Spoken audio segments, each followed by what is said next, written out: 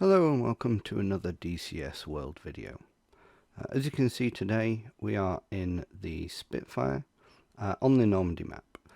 I decided I would have a playthrough of the Operation EPSOM campaign, which is available in the DCS store.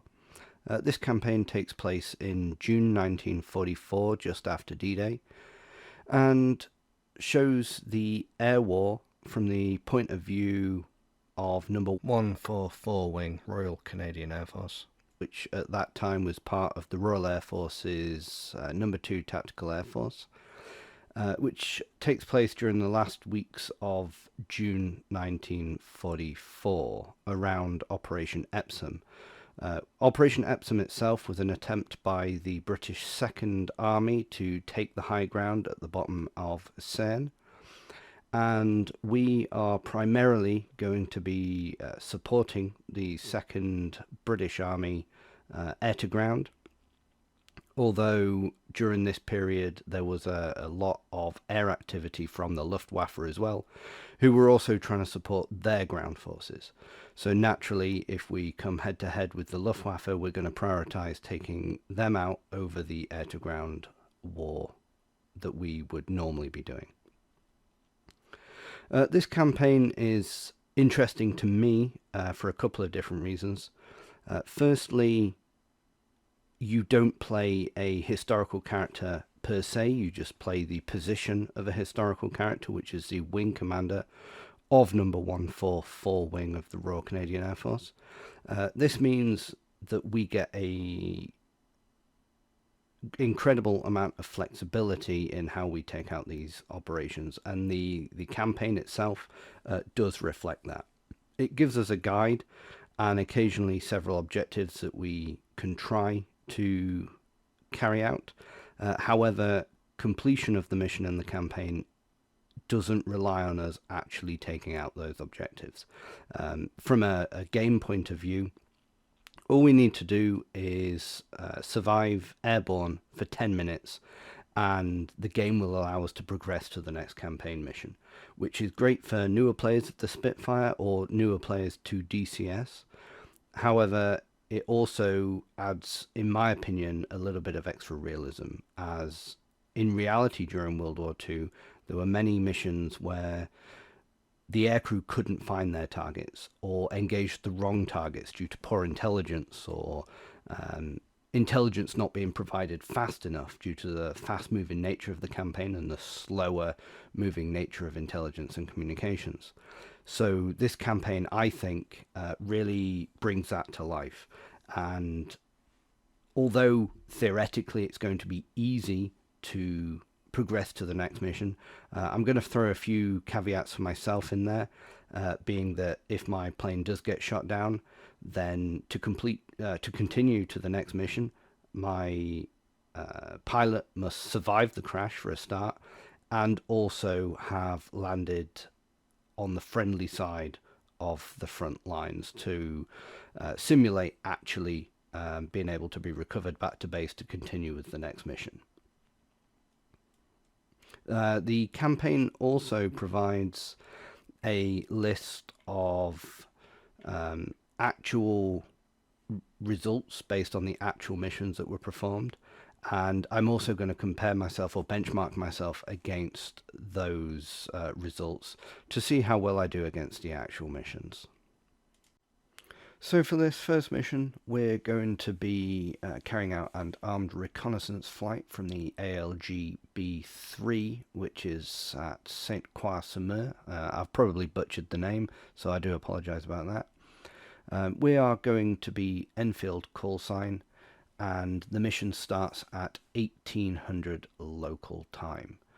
Our objective is to fly armed reconnaissance around a specific route. Because this is also going to be a familiarization flight, we're expected to fly the route exactly as planned, or as near as we can. However, as the squadron wing commander, we can choose to deviate from the route if we believe that everybody in the formation is familiar with the area.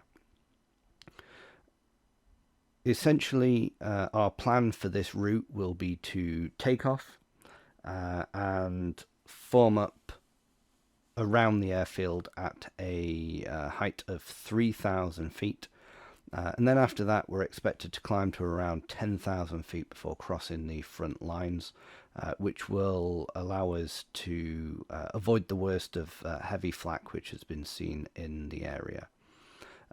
If needs be, we can climb to 10,000 feet and put the aircraft in a steady dive to increase our speed and reduce the amount of time that we're going to spend over that dangerous area. Once we've carried out the route, we are then going to return to base. So before returning to base, we're supposed to fly at no lower than 5,000 feet crossing the lines, 10,000 feet if there is heavy flak observed, and we can again put ourselves into a shallow dive.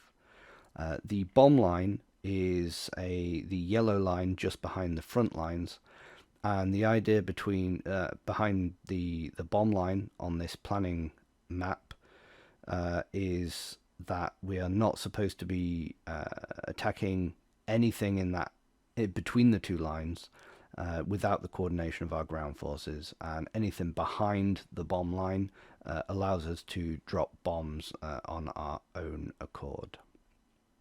Throughout this mission, I'm going to be talking through my personal thoughts on how I intend to carry out this mission to hopefully give maybe players who are less familiar with the Spitfire, or who are just interested in finding out about my thoughts and opinions on the tactics that I'm carrying out. You can hear them and see how it goes. Essentially, I'm not claiming to be the best Spitfire pilot, far from it. However, for newer people who maybe haven't yet got into a campaign or anything on their own, it could be a good way of measuring up and just coming out with some initial ideas on their own missions as to how to engage some targets, and following along these missions if they do decide to get the campaign themselves. So here we are in the Spitfire cockpit. This is going to be our office for the campaign. Let's get us started. Fuel cock, fuel pump. Carb filter forward. Prop lever forward. This mags.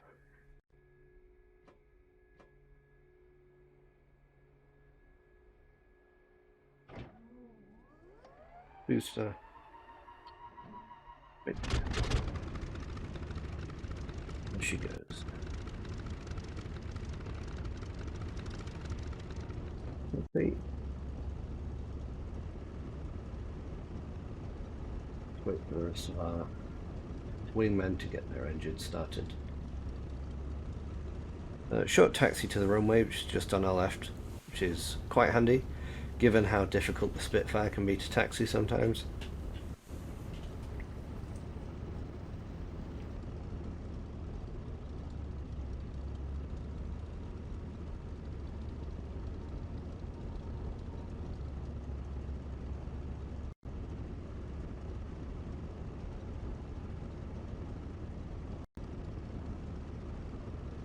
Aircraft to start up.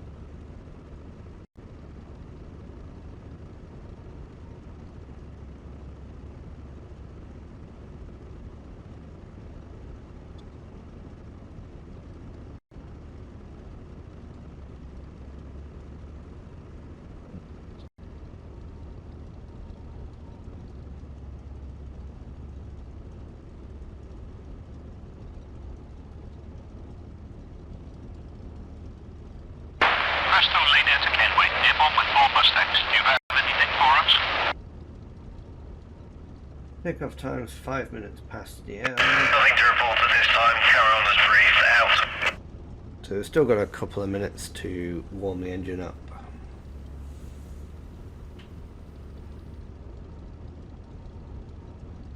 While we're waiting, put lights on and we'll configure the gun sight.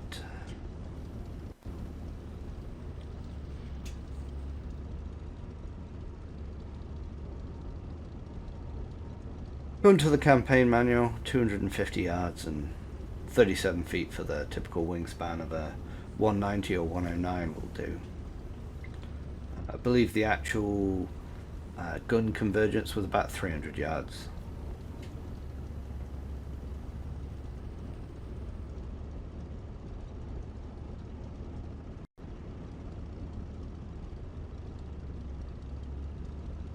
Maybe that should do. Let's begin taxiing. Set the radiator to automatic and the pitot heat on. Although in weather like this, I don't think the pitot heat is necessarily required.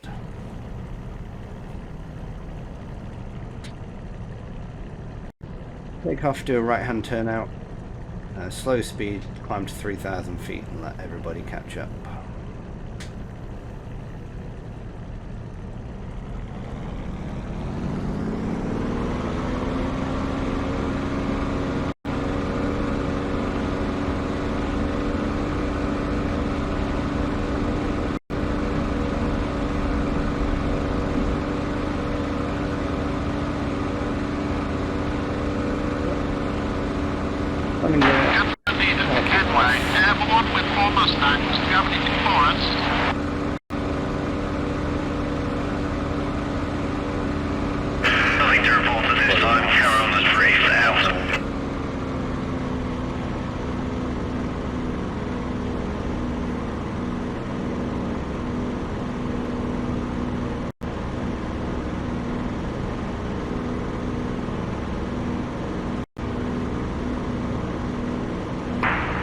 Field leader to Kenway. We're airborne with 8 Spits. Do you have anything for us?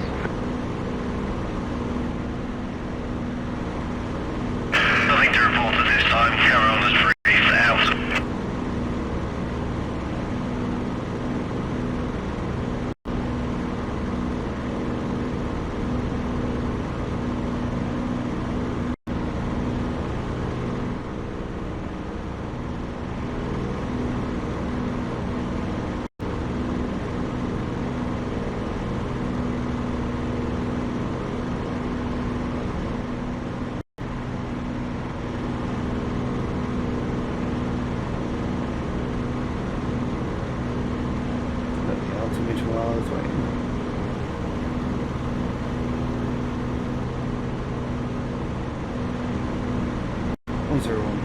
That's correct.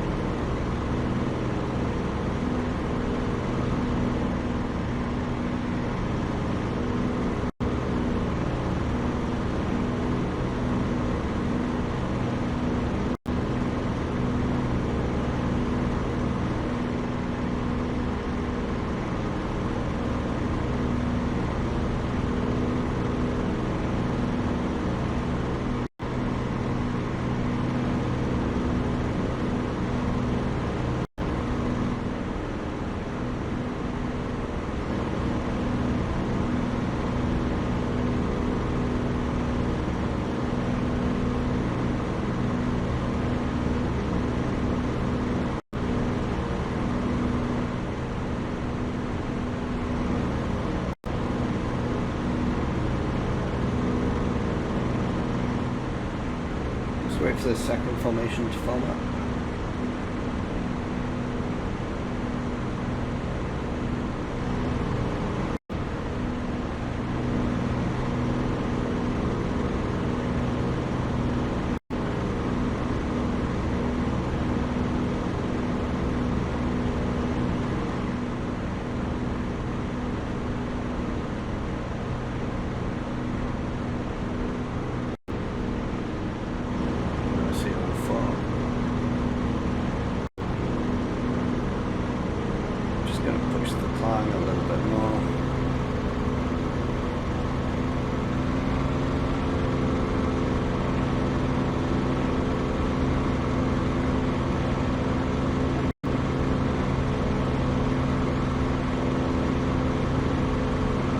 Slightly underpowered in the climb compared to what the manual would suggest that I do, but given the fact that we've got 7 of the Spitfires here, Last thing I want to do is push at the maximum this aircraft can put out, then for my wingmen to either burn their engines out or just simply burn a lot more fuel than me, trying to keep up, catch up. And that's going to be a theme throughout these sorties. They're going to be flying much longer distances, have much higher power output for their engines to keep up with, quite frankly, my erratic flying. And the last thing I want is for them to run out of fuel mid-sortie and leave me on my own or force an early RTB.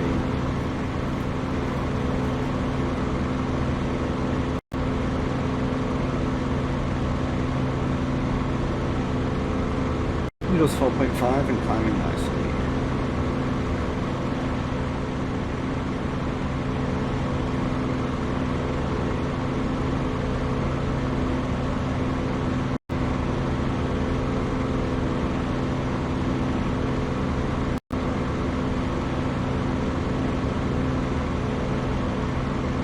So first waypoint is Cardboard.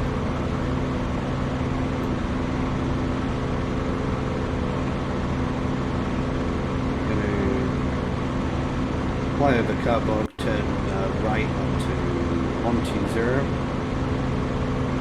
And then my plan, since we'll have passed the front line and the bomb line, is to descend to about 1,000 feet and give my wingmen the best opportunity at spotting these targets while I do the navigation work. I'm not particularly good at spotting targets on the ground, so they are my eyes while we're flying, which is probably how it would have been done in real life, with the lead doing all the navigation work and everybody else just flying in formation and keeping their eyes out for enemy activity either in the air or on the ground. So as we approach the front line, just go switch these lights off.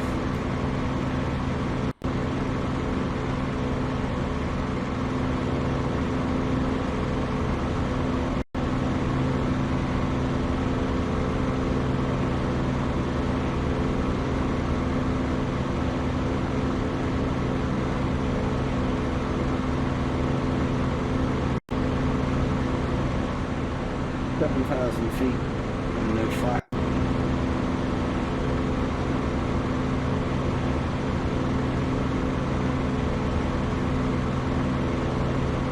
We're going to prioritize a bit of speed over altitude right now.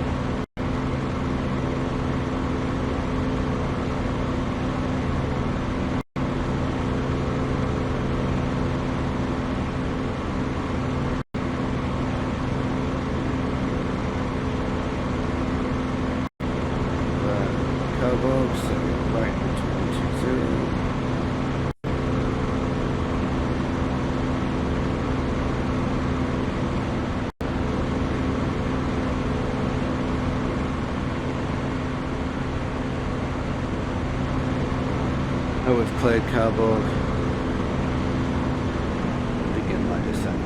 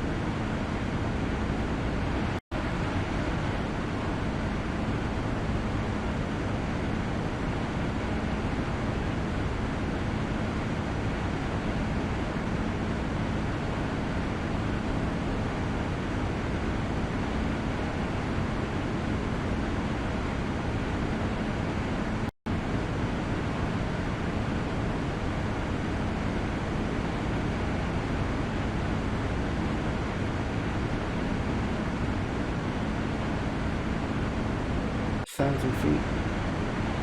And we're taking some AAA.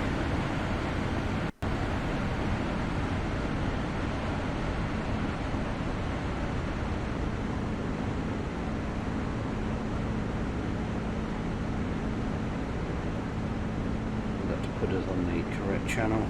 It's supposed to be on channel D. Contact target 1 o'clock. 4-2.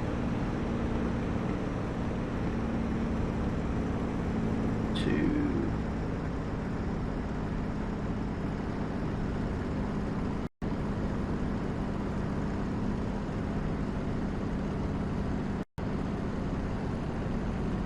Road. 3. Contact air defense target 1 o'clock. 4-2. Target looks like it's very close to some air defense. Also have 0-8-4-4-16. Don't want to get involved in that, try to avoid it.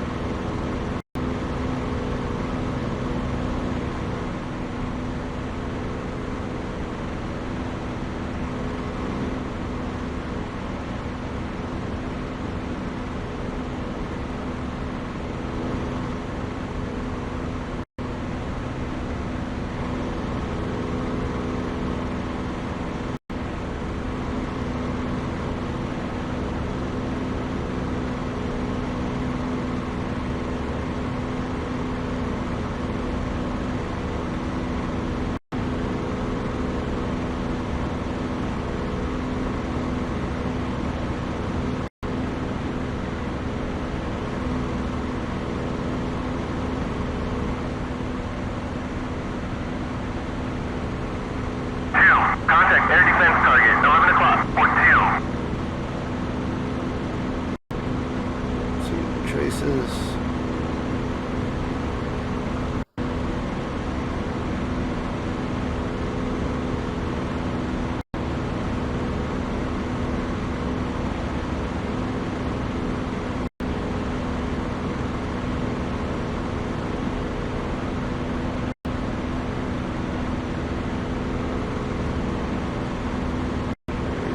Turn now. It's 200. A little bit early. It avoids the built-up area where there's probably more AAA.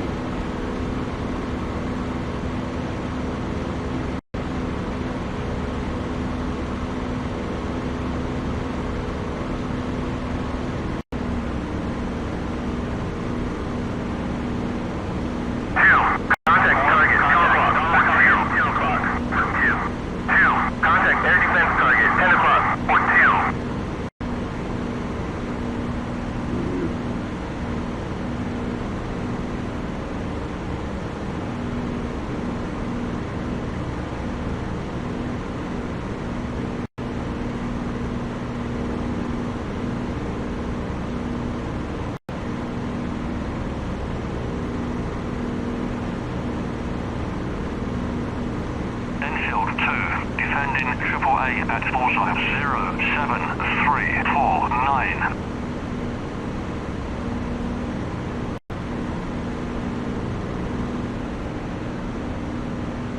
Find these targets, I'll get my wingman to engage. Flight. Engage utility vehicles. 3. Affirm. 2. 3. Engaging target.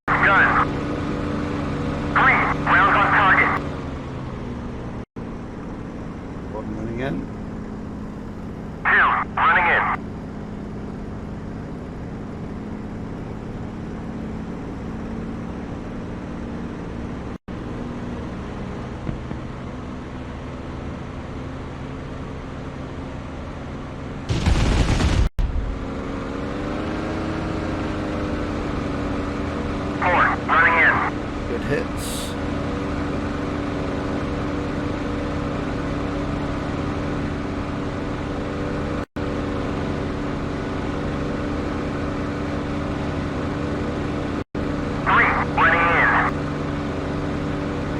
It's a nice vehicle.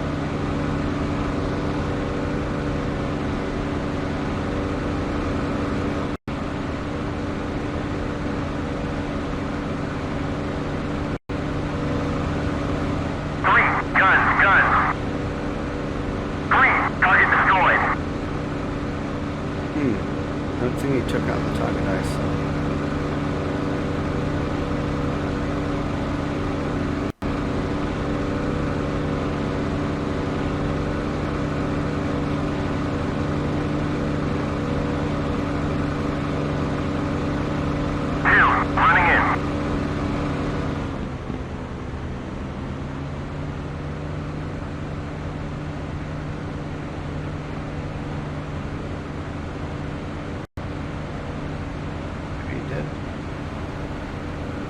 Can't find that target.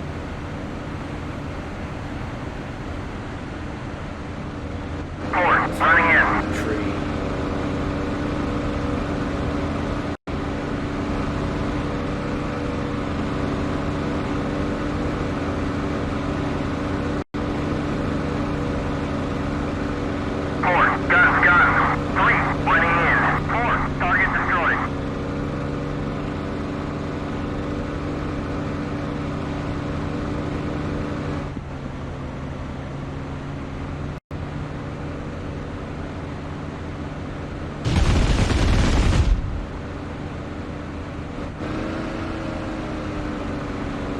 And target's on fire.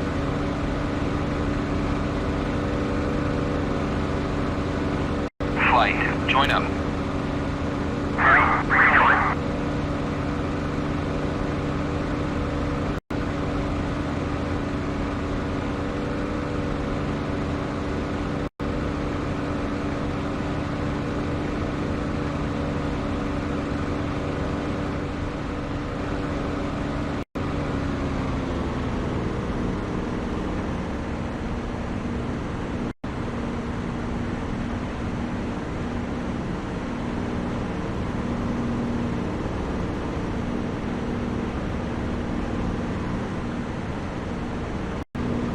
The first good attack run. It appears they were my wingmen were attacking some targets that I wasn't aware of where they were.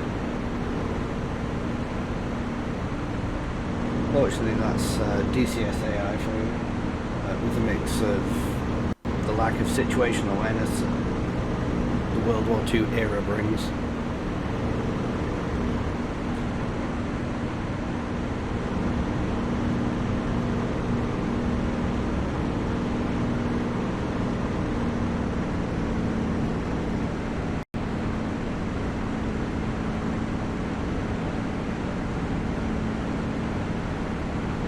Left over there.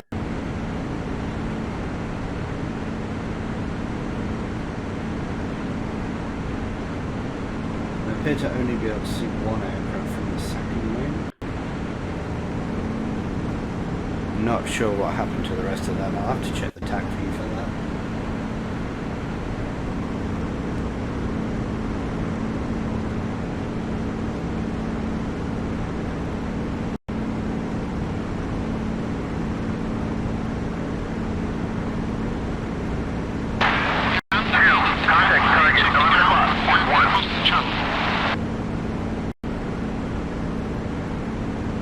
For one. Roger. Flight, engage utility vehicles. Roger. Engaging target.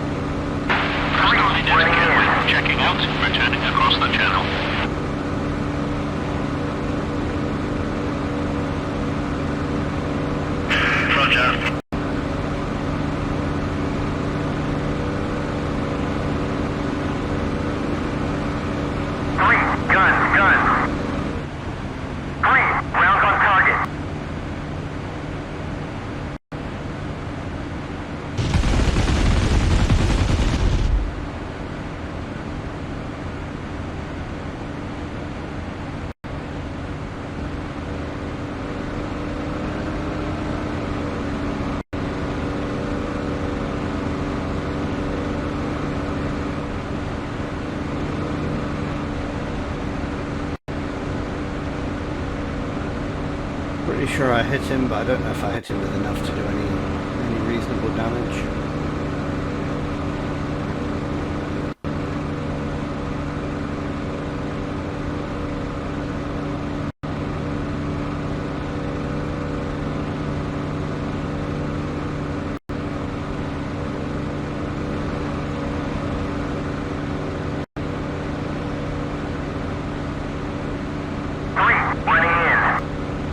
Possibly did.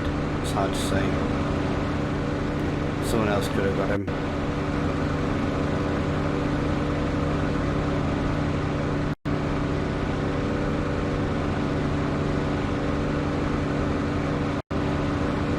Guns. Target destroyed.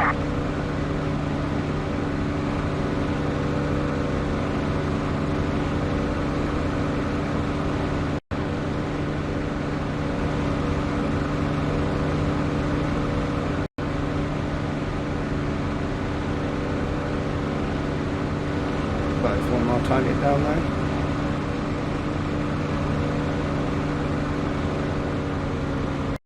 Running in.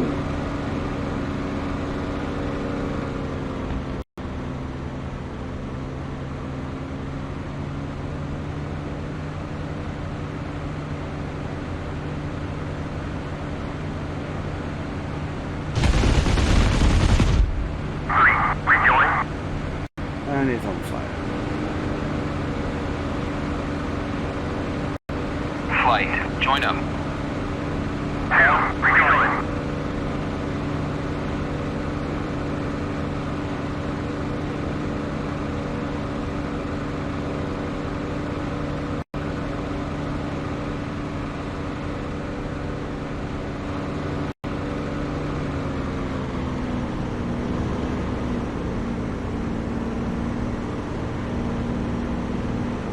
It looks good. Ammunition's going to be low on the first wing. And given I think I've only got one aircraft on my second wing,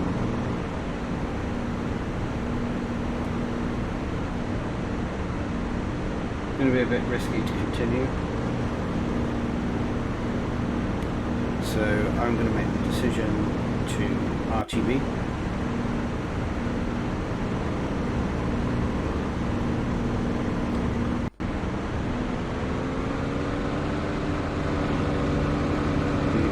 Taken out a fair chunk of targets compared to what the real life mission would have taken out. So we've not done too bad, given this was also supposed to only be a fan flight.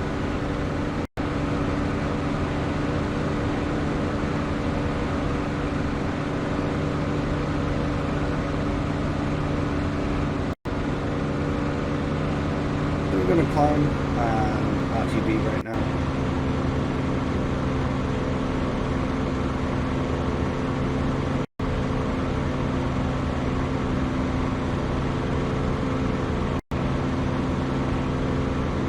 The RTB, we're basically just going to head north to the coast, and hopefully we can pick up our location from there.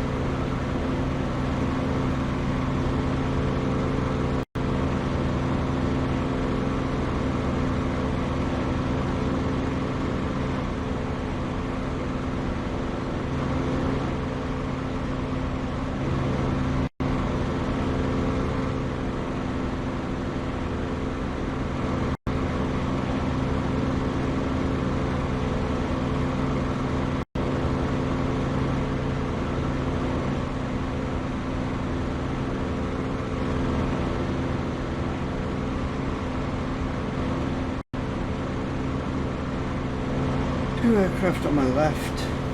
That one aircraft over there I think is the other wing, and I can just about make out number two.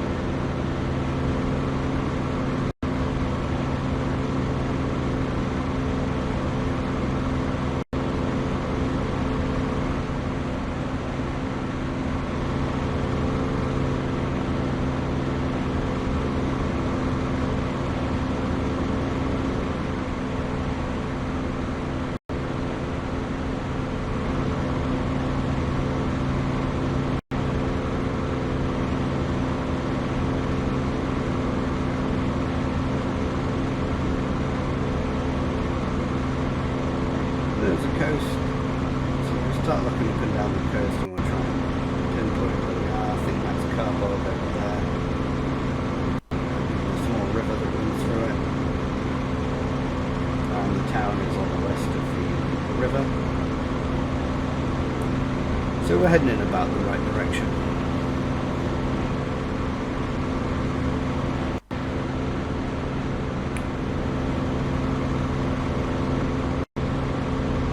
Our path is probably taking us right as I can.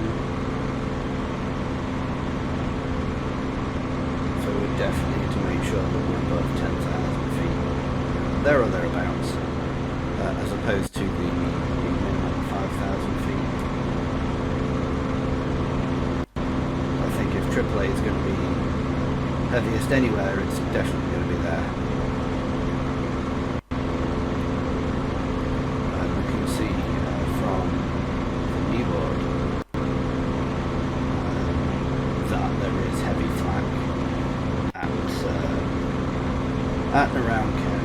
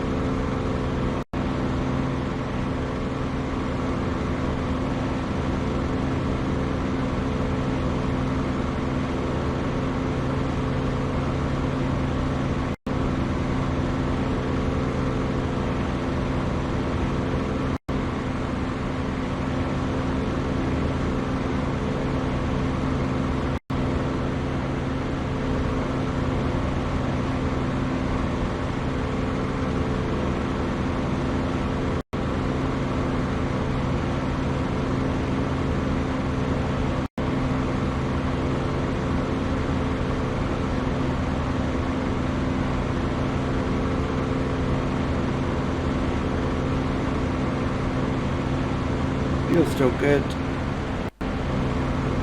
Probably don't need to bother looking at that for the rest of this mission. We've got clearly over 37 gallons. The fuel gauge in the Spitfire will only measure the bottom tank, which is 37 gallons. I believe the top tank is 42 gallons, or maybe even more. But it doesn't measure that. So by the time you're down to the bottom tank, you're just over Checking out. Entering the base.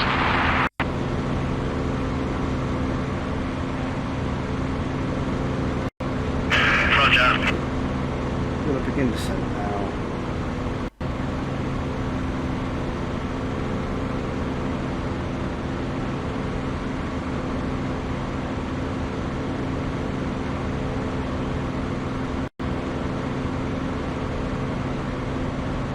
Looks like those guys are returned to base as well.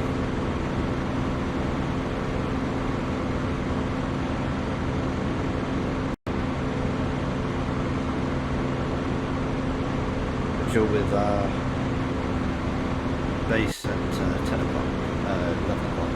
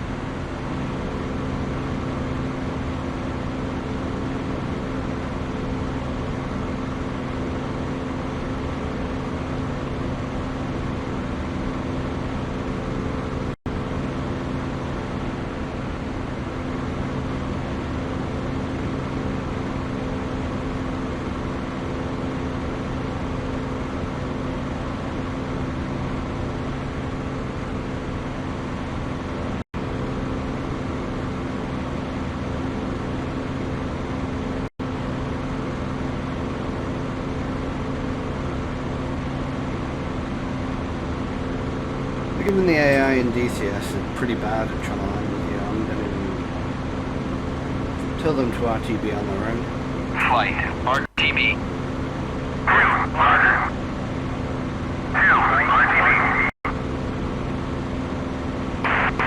Airfield leader to Kenway, checking out, returning to base. Welcome, RTB. Roger. I've had a few issues in the past where I've been recovering with wingmen and they've just fallen out of the sky when I've gone gear down, flaps down. So if I just let them do it on their own, then they can't blame me.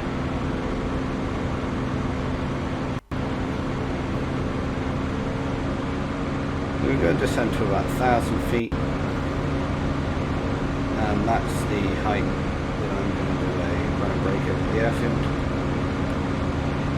Use that to bleed some speed, configure the aircraft for landing, and then hopefully have a nice gentle landing at the end.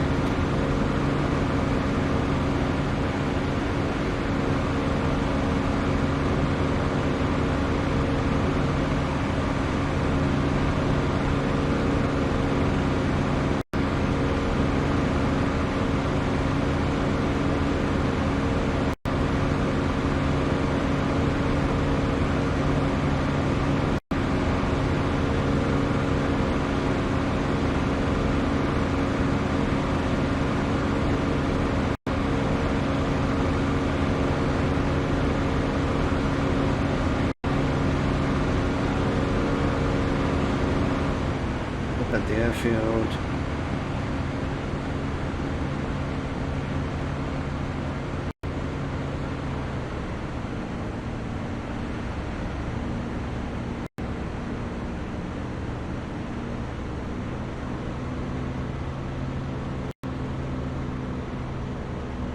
Gear down, flaps down below 160 knots.